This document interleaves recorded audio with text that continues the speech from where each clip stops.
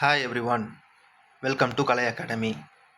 இன்றைக்கி 24/6/2026 மெட்ராஸ் ஹைகோர்ட்டில் Madras branch honourable justice பிடி ஆஷா மேடம் வந்து இன்றைக்கி நம்ம எஸ்ஐ டிபார்ட்மெண்ட் பிஎஸ்டிஎம் கேஸை விசாரித்தாங்க.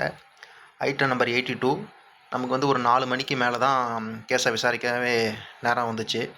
ஏன்னா இன்றைக்கி ரொம்ப கேஸ் அதிகமாக இருக்கிறதுனால நம்மளது வந்து ரொம்ப தள்ளி போயிடுச்சு. நெக்ஸ்ட்டு என்ன நடந்துச்சுன்னா, இன்றைக்கி பிஎஸ்டிஎம் ஆக்டை பற்றி ரொம்ப டிஸ்கஸ் பண்ணாங்க. சில டைம் வந்து ஆடியோ நமக்கு கேட்குது, ஆடியோ கேட்க மாட்டேங்குது, ஒரே இரைச்சலாக இருக்குது. அந்த ஹால் வேறு ரொம்ப எக்கோ அடிச்சுக்கிட்டே இருக்குது. அதனால் நமக்கு சரி இன்ஃபர்மேஷன் கிடைக்கல. நான் ஆன்லைனில் பார்த்துட்டு தான் இருந்தேன் அந்த வீடியோ லிங்க்கில். பட் நமக்கு வந்து ரொம்ப தெளிவாக கிடைக்கல. ஓரளவுக்கு தான் சில டேர்ம்ஸ் தான் நமக்கு புரியுது, அவங்க என்ன சொல்ல வராங்க அப்படின்னு சொல்லி. ஆனால் பிஎஸ்டிஎம் ஆக்டை பற்றி ரொம்ப சொல்லிகிட்டு இருந்தாங்க, டிஸ்கஸ் பண்ணிகிட்டு இருந்தாங்க.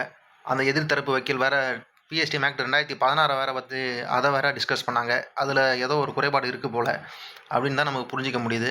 இன்னொன்று, டைரக்ட் ரெக்ரூட்மெண்ட் அப்படின்னா என்ன அப்படின்னு ஒரு டெஃபினேஷன் வந்து சொல்லிட்டு இருந்தாங்க.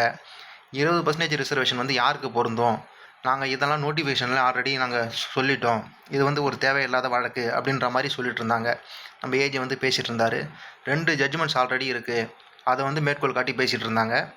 ஒன்ஸ் நீங்கள் டிபார்ட்மெண்ட்டுக்குள்ளே வந்துட்டு வர்ற வரைக்கும் தான் உங்களுக்கு ஒரு பிஎஸ்டிஎம். நீங்கள் ஒரு வேலைக்கு அப்ளை பண்ணும்போது ஃபஸ்ட் டைம் வரீங்களே, அப்போ தான் உங்களுக்கு பிஎஸ்டிஎம் உதவும். மறுபடியும்லாம் நீங்கள் அதை வச்சு நீங்கள் சர்வீஸ் வாங்கிட்டு வரக்கூடாது. ஏன்னா நாட்டில் வந்து பல பேர் வேலை இல்லாமல் இருக்கிறாங்க, அவங்களும் சர்வீஸ்க்கு வரணும். அதுக்காக தான் நாங்கள் பிஎஸ்டிஎம்மை வந்து என்கரேஜ் பண்ணுறோம். இப்போ ஒருத்தவங்களே அதை அனுபவிச்சுட்டு இருக்கக்கூடாது. ஆனால் அந்த மாதிரி நடந்திருக்கு தான். ஆனால் நாங்கள் அதெல்லாம் களையிறதுக்கு தான் நாங்கள் இப்போ இந்த மாதிரி முடிவு எடுத்திருக்கோம் அப்படின்ற மாதிரி பேசிகிட்டு இருந்தாங்க. அப்புறம் வந்து கவர்மெண்ட் சர்வெண்ட் ஆக்ட்டு நிறைய பேசிகிட்டு இருந்தாங்க. கவர்மெண்ட் சர்வெண்ட் ஆக்ட் எதுக்கு, அப்புறம் டைரக்ட் ரெக்ரூட்மெண்ட்னா என்ன டெஃபினிஷன் அப்படின்னு பிஎஸ்டிஎம் ஆக்டை பற்றி ரொம்ப பேசிகிட்டு இருந்தாங்க. நமக்கு வந்து ரொம்ப சரியான ஒரு அந்த வாய்ஸை வந்து எக்கோ அடிக்கிறதுனால சரியாக கேட்கல.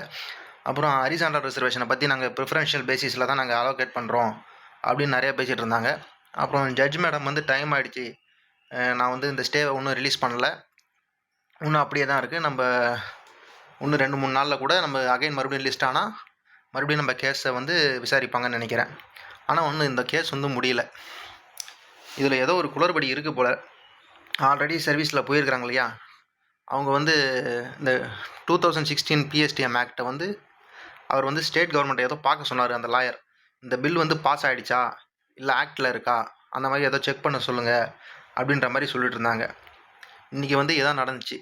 லாஸ்ட்டாக என்ன நடந்துச்சுன்னா, ஒரு வாட்டி நீங்கள் ஃபஸ்ட் டைம் எக்ஸாம் எழுதிட்டு வரும்போது தான் உங்களுக்கு பிஎஸ்டிஎம் வந்து உதவும்.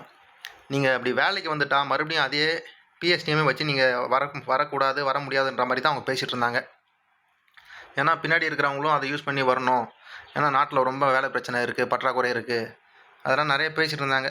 இதில் மெயின் விஷயம் என்னென்னா, அந்த ரூமில் வந்து எக்கோ அடிக்கிறதுனால நமக்கு வந்து சரிவர புரியல. நிறையா யாராவது பார்த்துருந்தீங்கன்னா நீங்கள் கமெண்ட்ஸ்லேயும் சொல்லுங்கள், ஆஸ்பிரண்ட்ஸ் தெரிஞ்சுக்கிட்டோம். தேங்க்யூ. ப்ளீஸ் சப்ஸ்கிரைப் பண்ணுங்கள். என்ன மாதிரி சின்ன சேனலுக்கு கொஞ்சம் சப்போர்ட் பண்ணுங்கள். தேங்க்யூ.